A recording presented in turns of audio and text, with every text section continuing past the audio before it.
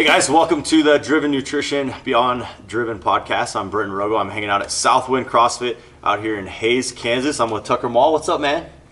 Not much. It's just another day in western Kansas, I guess. Awesome. So it's a Wednesday today. I just came in. We just got on with the noon class. You had some competitors. You had some other people working out. How's everything been going out here?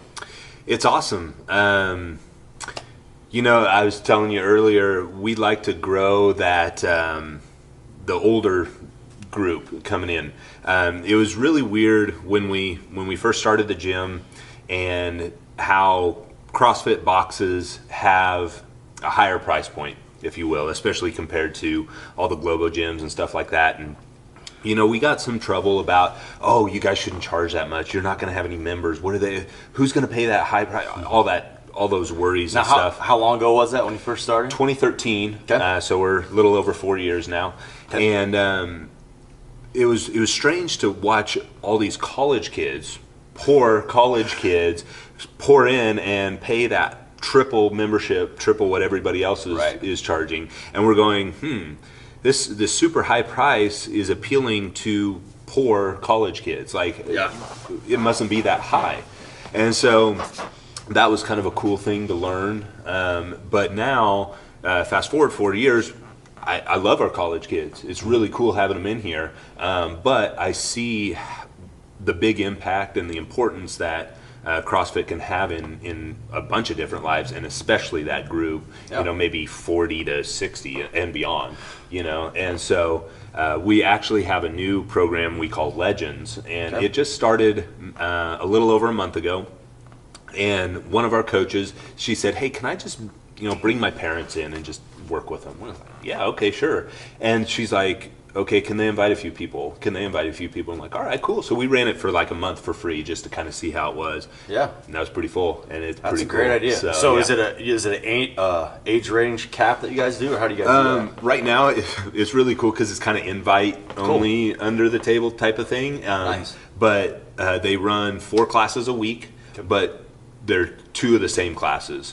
Awesome. So I think it's Monday, Tuesday, Friday, Saturday. So if you come on Monday and Friday, you're good. But if you come Monday and Tuesday, you would get the same class. The same thing. So, but yeah, they're kind of working out the kinks and stuff. So it's really cool to see those people in here. Yeah, and get like that special impact of like, hey, come to this like secret class. Yeah. Well, and that's cool too, because they're not going to go and invite some college kid to join their Legends class. It's kind of self-regulating and potentially tapping into a group of people that you don't get an opportunity to. Right. And the ones, they're intimidated to come to regular class. Yeah.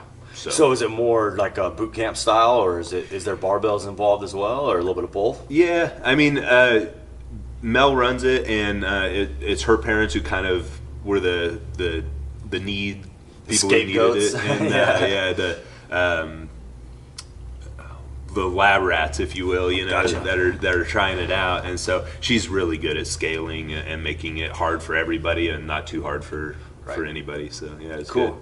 I'd like to go back to the college kids. You talked a little bit about how you have a positive experience with that. That's actually something I don't hear very often, to be honest. Sometimes I feel like owners have almost like a bad rap when it comes to their college kids for whatever reason, whether they're taking advantage or they don't pay a full membership, things like that. Let's talk a little bit about how you've been able to get those college kids in the door. How many colleges is there here in town? We have a university here, and so for a small town, 4-year university is kind of unusual. Okay. But I think that it just got ranked 3rd best in the state. I'm sure we're followed right behind KUK State, or we're right behind them. But what's the school called? Fort Hays State University. Yeah, and it's responsible for a good part of our population when they're in class. But it's I don't know how we got them, but I think it's one of those things where I know Coach Glassman has recently talked about, we've got all the fit people. Yep. We don't have a problem with hey, this is a really challenging workout, who wants to try it? We've got all those people. Yeah. And so I think that's what got those kids in here is they're interested in fitness. Yep. They're already working out. and they found the next hardest thing, and Gotcha. that's again, we're a small community, we're a small town, and we have, off the top of my head, 5 very nice gyms, and a lot of people are going, why would you start a gym in a town that small? When you say gyms, you're not talking CrossFits, you're talking like we're the style. only CrossFit gym. Okay. The next closest one is like 90 miles from us, Okay. in Salina. So, Cool. yeah, if you're going to do CrossFit, you're probably going to do it with us. So how does your programming work then? You said you mentioned you have some potential higher scale athletes, and then your general membership, your secret class. How do you kind of scale your programming? How do you distinguish different styles? We've tried a bunch of different things, and I'd say about a year ago we switched to main site. Cool. We went back. Actually, my wife and I got our level 2, and when we came back from our level 2, we're going, I think our programming is too complicated. We were doing a strength and a skill and a WOD and trying to fit all of this into that 1-hour class. Yeah. And we're going, let's just simplify this down. And I think we're on like a 2 or a 3 month removal from main site. But I love their programming. It's simple, it's very effective, and it's difficult. Yeah. We did those touch and go rope climbs where your feet can't touch. You got to come down to the bottom, touch your butt, and go back up. Who thinks of stuff like that? That's crazy. I would never program that, but yeah, main site definitely did. Some of the worst workouts I've probably ever done have been off of main site. Yeah, Sure. and they're tempting. Yeah. You read it and you're like, that's not going to be that hard, and then you're puking later on. Or You get something. 2 minutes in, you're like, oh my gosh, what did I get myself into? Cool, man. Well, for those of you guys that don't know, this is actually kind of the home base of where Driven Nutrition started. Jason Rule, of course, one of the owners, one of the founders of the company, is a close friend of yours, and kind of got into the community because of this gym, because of Southwind, and so I'd like to really kind of bring that up. I'm gonna give Jason some pats on the back here. We both know he's an amazing guy, and he's done an amazing job with the company. Let's talk a little bit about while he lived here in Hayes, and your first kind of experience when you first met him, and kind of how that went. Yeah, so we like to joke with Jason that we're responsible for his success. And he'll tell you that. I just talked to him. He'll tell you the same thing. Yeah, we're like, you're welcome, buddy, because he got to try things out on us and kind of see how the retail environment was here and stuff. And so I've got one funny story I'm going to save about Jason, but I met Jason back, I would say, before I was 10 years old. We actually did Taekwondo together when I was growing up. So nice. I remember I got my black belt when I was like 10 years old, and I was just a little bit ahead of Jason. And so one of the things with Taekwondo is it's a lot about respect and stuff like that. And so your higher ranking people you had to address as sir and stuff like that. So Jason, who's probably, 25, 30 years old at the time, was addressing me as sir because I outranked him, Yeah. And so that, that's kind of a funny part of our past. But yeah, we kicked each other and punched each other and stuff growing up. And then I don't know if you know, but Jason owned the GNC. Yep. The local GNC here in town. And so as I was growing up and starting football and baseball and basketball and stuff, I'd go in and ask him about creatine and how things work and stuff like that. And so, and then we had a friendship from Taekwondo, and then from that, and then we started the gym here, and he's like, hey, can I, join the gym? And his wife, Val, and everybody too had a really awesome impact here at the gym. And so one of the funny story I was going to tell about him is we started carrying Driven in here, and we were encouraging our members to, it's good stuff, good quality stuff, and we take it, and right. You should too, and type of thing. And one of my members comes up and he goes, does Jason just like mix this stuff in his basement? And I'm like, no, I don't think so, Jason. Maybe. But actually, I think it kind of helped that after Jason moved away and made this massive company about helping affiliates and stuff like that to more legitimize it, and at least to our members, because they thought he was just Jason who's still working on his double unders, Right. So. And he was making protein in his basement. Right. Yeah. Well, that's cool, man. I know. Jason has been through a lot, and he's had an opportunity to kind of share that story with his family and his kids, and it's a really powerful story if you ever get a chance to listen to it. And you guys kind of lived it with him.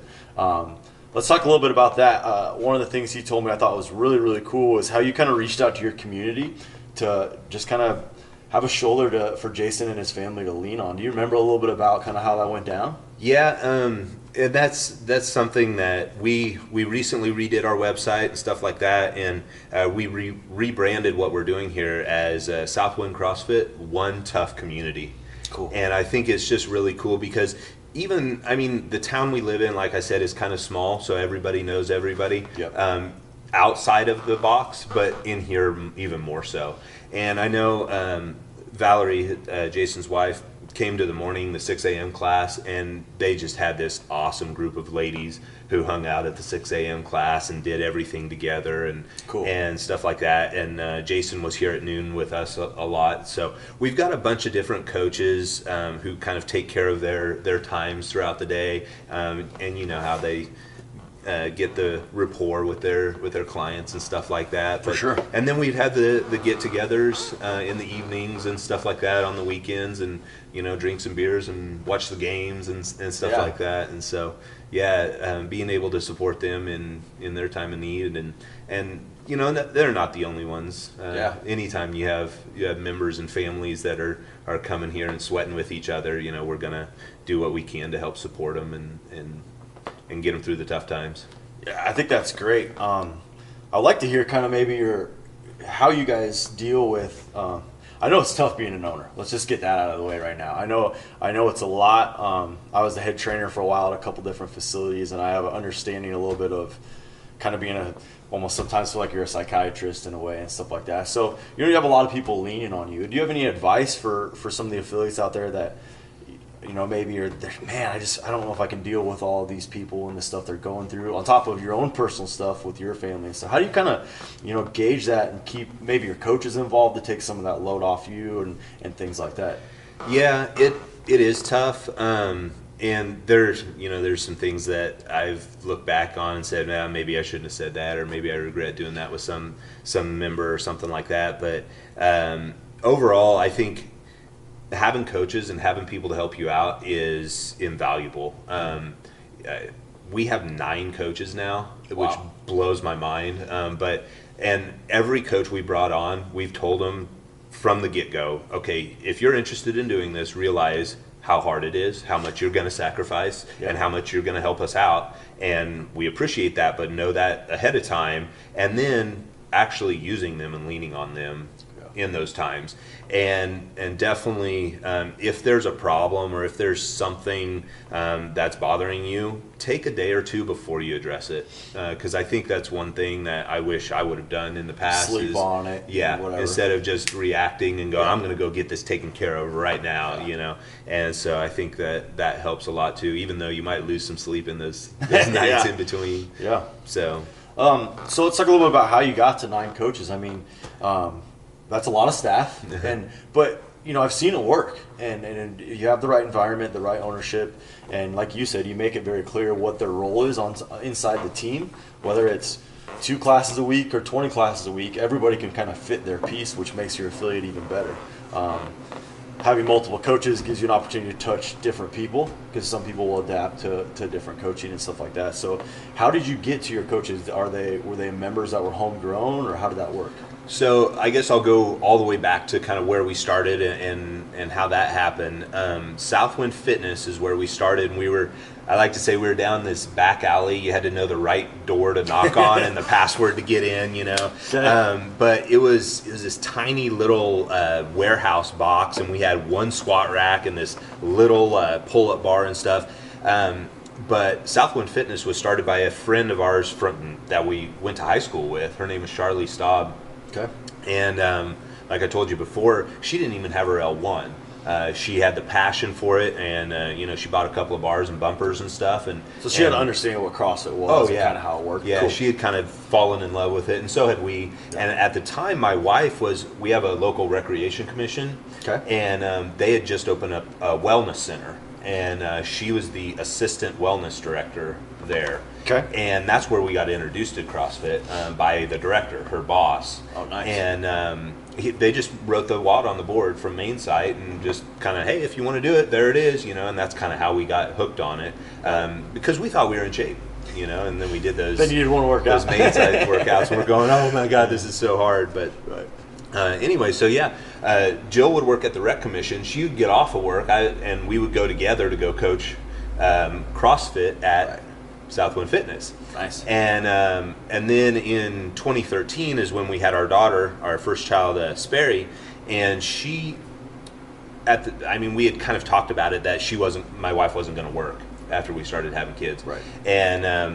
And she was okay with that. It's not like I forced her to quit her job or anything, but being a mom is a full-time job. Oh, trust man. me. Heck yeah. I've heard. I don't know personally. Yeah, we've got 3 of them now, and so it's Hands are full. absolutely a full-time job, and she does an amazing job at it. But so in March of 2013 was when our daughter was born, and right around that time we were outgrowing that area down here, and so we moved here to this box. And so I was here sanding the floors, and my wife was home with a newborn, going, man, I wish I could help at the box. And so my wife and I, and then Charlie were the 3 coaches here, and then Josh Beaker had always hung out. He had been working out with us down at the old place and stuff like that, and Charlie's going, I think I want to sell out of this thing, and so Josh took over her part. Cool. And so he's the 3rd owner with my wife and I.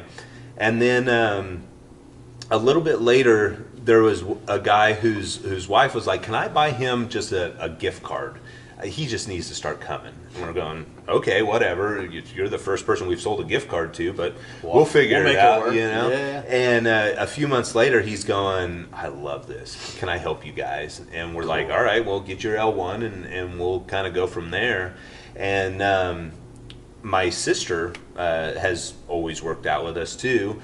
She went to Kansas City for a little while, did some teaching there, student teaching, and then substitute teaching, and joined a box there. So she had a lot of experience with how other boxes are ran and stuff like that. And then when she moved back here to Hayes, Perfect fit. got her to start coaching, and then this guy started dating her, and he was like, hey, I can help you guys coach. And so he, and now they're engaged. They're going to be married in June. You approve? Oh, absolutely. Cool. Yeah. That's always important. Somebody asked me, do you even like this guy? I said, well, he coaches for us. I trust him to run class, and I trust him with all of my athletes. I think he's going to be all right for my sister. He might be all right. Cool. And so then my sister had this girl who was living, they were like roommates, but she was in the basement, she was upstairs, Right. and she's like, hey, she's like, you should come to CrossFit, and so now she's a coach. And cool. Yeah, it's so just kind of blended it's in. real and organic. cool. And so I think they've all been members first, but yeah, it cracks me up. I keep getting calls from people, hey, are you guys hiring? I'm like, who are you? Maybe you should walk in our doors before you ask for a job. So, I get it, but at the same time, it's like, it's a cool job. Yeah, that's for sure. is. It's definitely it's a cool job, and when it's I've always seen. I'm kind of the same way. I've seen in the different affiliates I've been a part of, the organic ones are always the best ones. Some Joe Schmo comes in, just wants a job. They don't know the culture. They don't know the memberships. They don't know stuff like that. So that's really cool. Let's talk a little bit of it now. You mentioned now there's 3 owners, you, your wife, and another partner. Let's talk a little bit about just the ins and outs of how that works. How do you guys handle that relationship and things like that? I know sometimes people can kind of get in their own way as far as that goes, and disagreements start happening. Is there any advice you have as far as dealing with your owners? Maybe you just have a great relationship and it's perfect. Yeah. I mean, it is and it isn't. Just one thing that I wish we would have done if you're starting a box, if you're new to this or whatever, put it down on paper. Yeah. And say, here's what I'm going to do, here's what you're going to do, and that's it, and I wish we would have done that from the beginning, and it's just something clear going expectations right back from the door. to, we've kind of now established that, and things are working it out. But yeah, that's something I wish we would have done, but it's not too big of a deal. You know, we've all got our areas that we take care of, and then things pop up, and then we say, hey, we've got this big coaching staff. Let's see who wants to help with this, you know? And so we kind of throw it out, and we started a party planning committee. You know, it's something that we weren't doing, but we wanted it done. And so we have 3 ladies who are like, yeah, we'd love to do that. And they've thrown some good stuff, and awesome. It had some good times. Now, a little bit on the business side, do they do that, if it's not too much of a question to ask, do they do it in exchange for a membership? Is that just part of being on staff? You know, how do you kind of deal with that aspect of it to still make it profitable for your gym? No, those extra little things, they've been really good about just kind of taking it on. Cool. As part of, we pay them a fee per class coached, okay. But also, free membership. And then we give them their supplements and stuff like that at our cost. So cool. Let's talk a little bit more about that. You know, distinguishing roles inside of your community, whether it be your coaches, things like that. As that comes, as the owner, hey, I'm a coach, dude, I have this great idea. What do you say? You know, like man, I want to start a triathlon class. How does that work as far as the communication inside of your staff? Do you guys just handle it internally with the owners? Is it kind of like, hey guys, let's talk about this? Or in one of my facilities, what we did, what was kind of cool is, all right, you got the idea, show it to me, like make it work. You know, how a little bit does that work? Yeah, so we that's an awesome question, because we just had to deal with it. And one of our coaches was like, hey, can you meet me at the gym? I need to talk to you about something. We're all like, oh, here we go. Yeah. And we get here, and she's got this heavily detailed spreadsheet about how she wants to start a competition. We're like, whoa, okay, let's do it. And she goes, all right, 4 weeks. And we're like, well, no. Oh my God. And so, I think eventually we're going to do a competition. And she's ready to rock and roll. She's got everything planned out. And so, that's kind of cool. Maybe we can announce it, someday whenever we get it scheduled. But hopefully here in 2018 we'll be doing a competition. But that's kind of, she had it all worked out, every detail before. And I guess maybe she just knows us well enough to say, I've got it all worked out. Here it is. So I think that's probably kind of the key. You know, if you're definitely a coach out there listening, you know, is if you got an idea, make sure it's not just like this spaz idea that, let's just do it, it's going to sound cool. But, you know, kind of get a game plan together to where when you can present it in a professional way, most of the time the owner is probably going to be on board. Now, there may be, like you said, some adjustments like, whoa, not 4 weeks, maybe 4 months. You know, there can be some meat in the middle. But if you don't have a game plan, you know, that's where sometimes feelings can get involved and stuff like that. So if you, as a coach, if you have an idea, I always think that the best way is to plan everything out, have it clean cut to where when you present it, it is ready to rock. And then let the owner kind of decide how they're going to make that work. Yeah, there's another funny one that this kid just started, I don't know if it was an email or a text, and he's just like, hey, I've got some equipment at my house. I'd love to sell it to you guys. You know, are you interested? And we're like, okay, you know, shoot us some pictures and stuff. And of course it was like Globo Gym type of equipment and stuff. And we're like, hey, why don't you come by the gym and just do a free class with us or something? And this kid about died. You know, he was just breathing so hard, laying on the floor. And we're like, you still want to sell us our equipment? You see the gym, you see it's not, we don't have any room for it, you know. He's just like, have a good day. You know, it's like, I don't mean to be rude, but you know, maybe do a little research before you, because he was pumping us pretty hard to sell us his equipment. So whatever. Cool. Well, let's talk a little bit about, you just touched on it quickly with your coaches and the supplementation. I don't necessarily want to turn it into a commercial, but I do think it's a cool aspect when our driven gyms really find a way to incorporate their coaches in what they're doing. And part of that is giving them kind of a discount on the products to get it in their hands and make it easy access for them.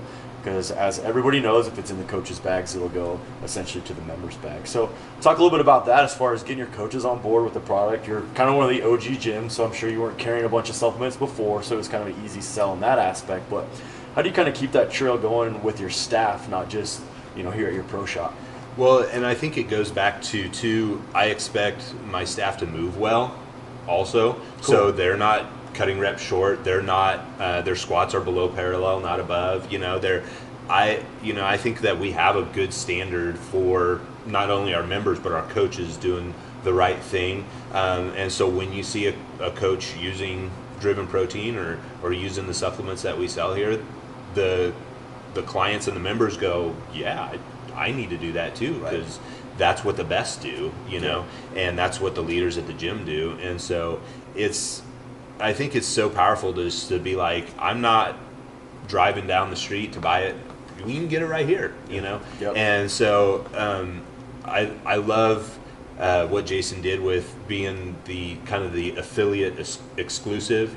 You can't go down to GNC and get these products, right?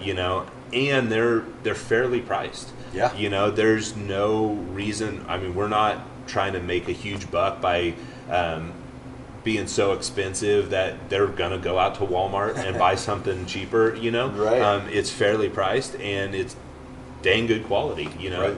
There's no reason not basement quality. Not basement quality. Yeah, it's the real not stuff. Hand mixed by Jason in his basement, but yeah, it is the good stuff. And so there's really no downside. And then there's other supplement companies that are like, do you want to carry us? And I'm going, I don't know. I don't know that I would use it. So it's really hard for me to tell somebody to buy something I'm not willing to use. Right. And so that's what it tastes good. It's easy to drink, and so.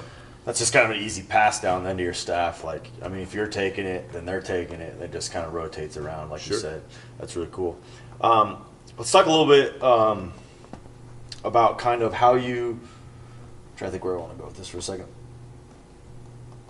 Let's talk a little bit about how you take a member who comes in brand new, never done CrossFit before, never taken a protein shake in my life, never had a Fit Aid, never had a Kill Cliff. What am I getting myself into? How do you kind of slowly trickle them into all the different sequences you have, whether it's their nutrition, their supplementation, their movement, their mobility? Can you talk a little bit about what's your kind of standard procedure as far as somebody walks in the door, they heard of CrossFit, maybe they saw it on TV, saw it on the internet, they think it's going to be cool, they want to maybe get in shape, they want to lose weight. How does that process work here at Southwind? So it's something we've changed, I wouldn't say recently, maybe 6 months ago or so. We used to teach a fundamentals class on Saturday mornings, 8 to 10, free to anybody and everybody. And there were regular times where we would have 12 and 15 people, and it was awesome. I loved coaching that class. It was slow paced. We got to answer questions. We got to work with people one-on-one. It was a lot of fun. And we rarely converted anybody. And I'm going, there's something wrong with this. Were you just throwing everything at them at once, kind of in 2 pretty hours? much, yeah. Hey, you're going to do all these movements. We're going to do this in class. Did you just kind of try and just throw everything at once? Yeah, we would do kind of the 9 foundational movements, and then we touch on snatch and clean and jerk at the end, and then we do a WOD, and everybody give high fives, ask some good questions. Cool. Yep. Yeah, and we got like no members out of it. And then also we won the Ethos giveaway through Driven. Oh, yeah, that's It right. was really cool. And one of the first things that our coach told us, he's like, how do you run fundamentals? What do you do? And we kind of told him, he goes, all right. And this was kind of cool because I had already transitioned to a new idea for fundamentals, but we hadn't really implemented it yet. And then we ran it by him. Cool. Like, what do you think we should do? We're going to change it to 4 classes. And he goes, awesome. What are you going to charge for it? I said, nothing. And he goes, nope, you're going to charge $100 for it. And I'm going, we went from free to $100. How did that happen? It's been the greatest thing. People fork over money, they show up for that class, and it's important to them. Yeah. And then they graduate from that class ready to go to class, and you didn't jam 4 classes worth of stuff into 2 hours. Right. And so now I don't teach it as much. I might teach a class. I won't teach all 4 classes. So they'll also get 4 different coaches. Yep, that's what I was just going to ask you. Do they get a little bit of everybody so they get a taste of And of so all the then they're different like, coaching styles? that's how that coach does it, or that's how that coach says it. And Tucker's not the only guy here, Yeah. They're going to have to get used to everybody else's cues and stuff like that. And that goes back to taking a little bit of load off of your shoulders as they get more involved with the gym. They're not just directly going to you all the time. And a lot of times we run that class during class. Cool. Which some people have said, well, that sucks. You can't hear them, or a class has to turn the music down or something. But it is cool because they get to see class going on behind them, going, I'm going to be in there one of these days. Yeah, and they see the excitement in it, and for sure. Right, and when a new member comes, they're going to come over and say, hey, I had to do that too, I remember my first day or my first week. Yeah. Cool. So let's talk about just having a mentor and a little bit what that was like. We'll keep it try and keep it as general as possible. We don't necessarily have to go with a specific group, but there's a lot of mentorship kind of programs that are starting to kind of get fired up now in the CrossFit community. What benefits did you kind of get out of your mentor, and what benefits do you see moving forward for somebody who could potentially use one down the line? Yeah, so we've had a bunch of different mentors, and I think that's what a big key was. When Jason was here, we would always kind of pick his brain. He's really smart business guy and savvy for sure. Even we're going, well, how did you do this, and how can we change something up, and that was cool. And then having the ethos guy was really cool too. Yep. And so it's just taking little bits of everybody, and like we talked about before we started this, listening to podcasts and stuff like that. What can we implement? And so anytime I hear of a new idea, or any of the coaches at the coaches meetings bring it up, what can we do, how can we implement those other ideas and stuff too. So it's a growth process. So if you're just stuck in your ways and you're not willing to change, but I think anybody listening to this, any CrossFitter is open to change and open to new challenges and stuff. So we're self-educating. Self-educating go a long ways, and pretty much any aspect of life. But there's so much good content out there right now with the CrossFit community, and people doing a really good job of educating and helping each other. I think if they kind of latch on to the right areas, they can really benefit. And you have to take everything that they're offering. You can pick one or two things. Like, I'm sure at your level 2 or level 1, you're like, man, that's really cool. We need, like you said, we need to take that home with us, because that's something we can implement right away. That'll really help our box. That doesn't mean you took every word they said and transferred your whole business model because of it, but you can always find little ins and outs that's going to benefit for sure. Yeah, that was cool. And we even, when we came back from our L2, we coached the coaches. Cool. And that was fun. I loved my level 2. It was the best seminar I've ever been to, for sure. Yeah, and they're adding the test to it now. Are they doing it? Are they doing I think the test? that's making it even more legitimate. So we did it at the right time. Yeah. We didn't have to take the test. That's right. Well, that's cool, man. Awesome. Well, I appreciate you hanging out with me a little bit today and getting to know you and telling a bit about your story. I think that there's a lot of tidbits in here that people can take and run with. Is there anything else you'd like to touch on quick before we kind of clock out here? I don't think so. I think I wanted to ask you if you have any other gyms that you've visited that have more of the retail space, where it's kind of more of a shop, or more of the pre-order model. If you've seen one that works better than the other, or what kind of experience you guys have with that? Yeah, so that's a cool part about my job. I get to travel kind of all over the place and see every different variety. And we touched a little bit on it before we got started here, that every gym's business model is different, right? So some gyms have a very beautiful pro shop and beautiful t-shirts and bars and drinks, and it's all very high tech and very cool. That works great. We also have some gyms that it's just a giant warehouse. They got some protein in the corner, and so I think the cool thing about what we're trying to do for you guys is adapt to whatever your business model is. So I do think it's important to always have stock.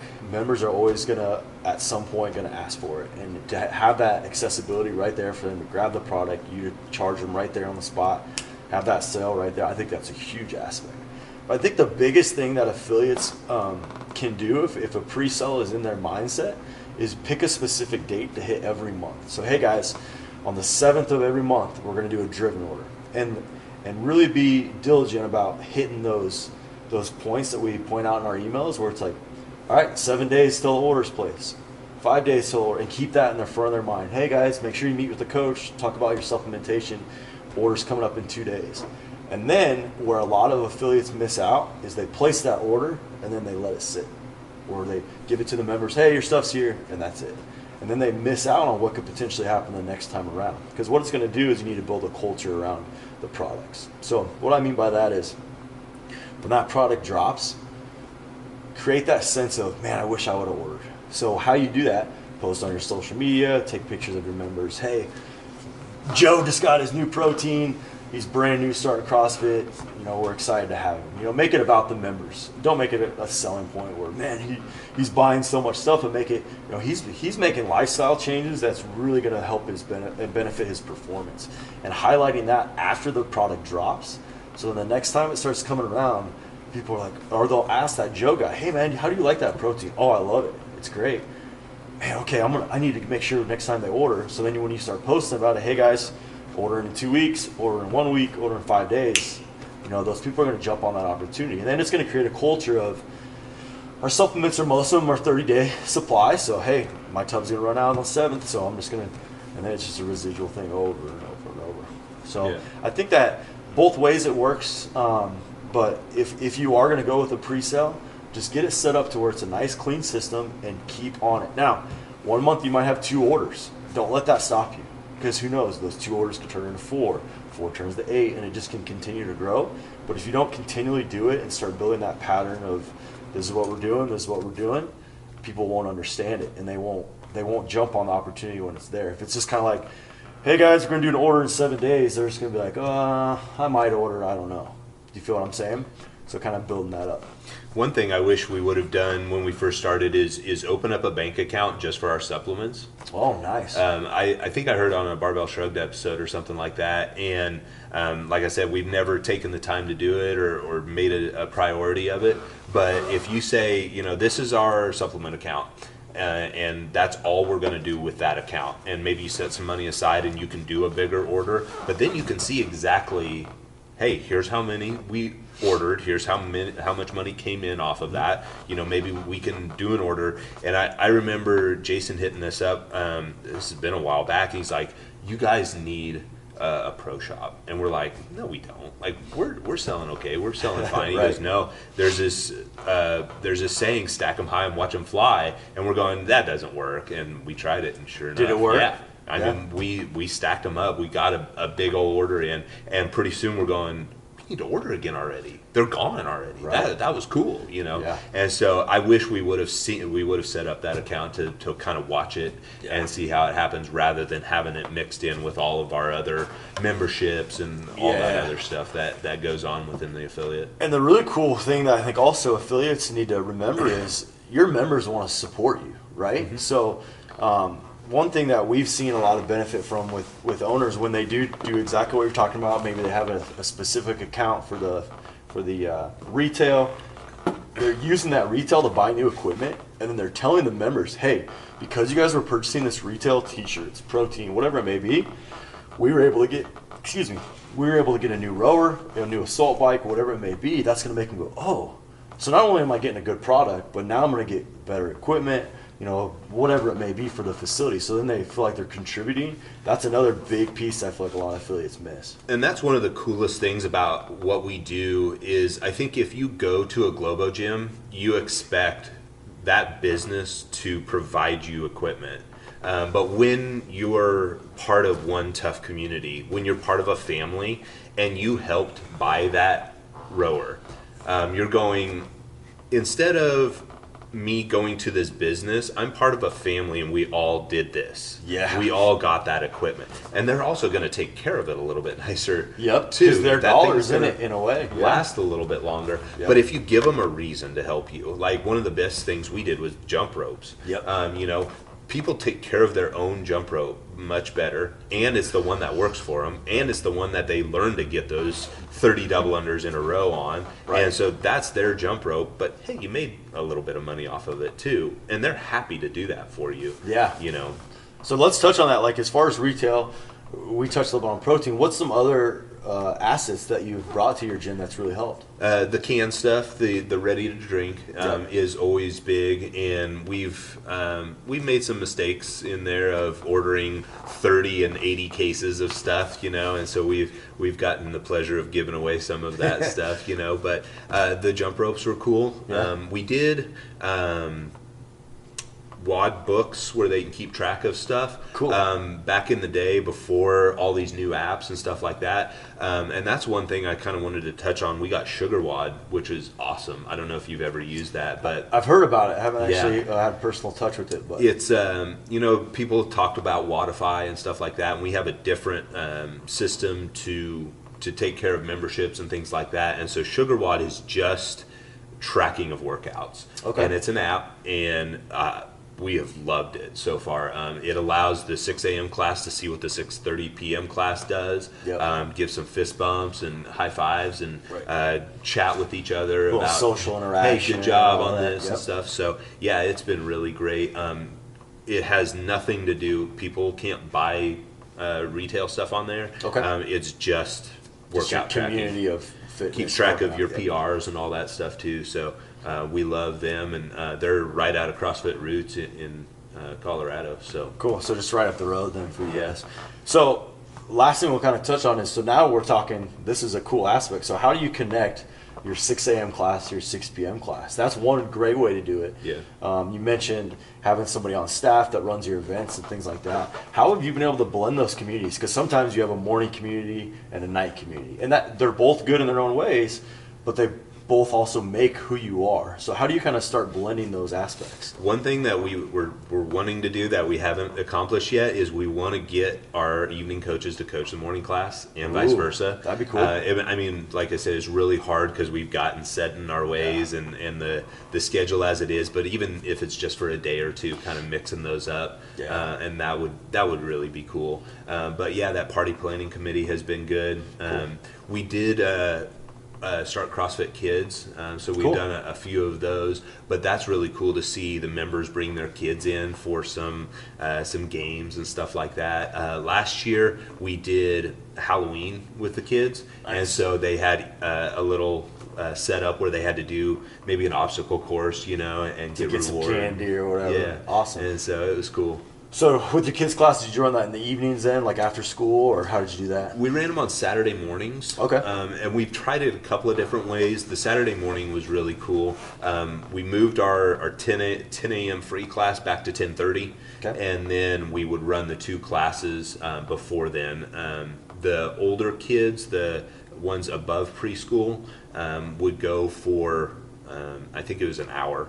Okay. And then the younger kids would go for 45 minutes. A little quicker stint there. Yeah. And then so then by performing that on a Saturday, the morning, the night people, whoever, if they have a kid and they're able to bring them to that class, then it kind of starts merging them right there on the spot. And then the kids also don't have to put up with real class going on, dropping barbells and stuff like that. That's what I was going to ask you too. So the parents are kind of involved with it, or are they able to work out during that time, or kind of how does that work? It's kids only. So the parents can hang out and watch, but yeah, there's nothing else going on. So the focus is all on the kids, and they you think that's do their been thing. a good thing for sure? Then it's not distracting and all that stuff. Yeah, it's awesome. And we usually run it on like a 6-week stint.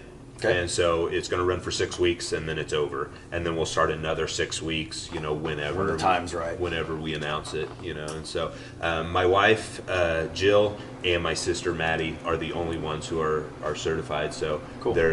They're always in charge of doing the CrossFit Kids and stuff. But, awesome. I'll be here to help with corralling them and stuff like Right. that too. So, yeah, it's Cool. good. So the benefits of having those classes, maybe, I don't know if a mentor brought that to you or you guys came out there yourself.